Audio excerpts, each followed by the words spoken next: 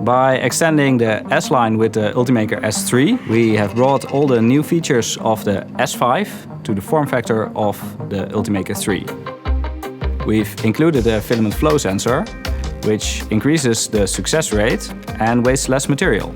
So the feeder wheels are now made of hardened steel and are also coated, and together with a CC core this allows you to print abrasive materials. We also increased the stiffness of the printer to reduce ringing.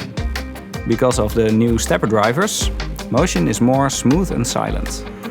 Because the Ultimaker S3 now has an internal power supply, you don't need a separate power brick. Of course, there's also the touchscreen display, which has the same award-winning user interface as the Ultimaker S5. This printer makes our latest 3D printing technology more affordable for businesses that want to drive innovation.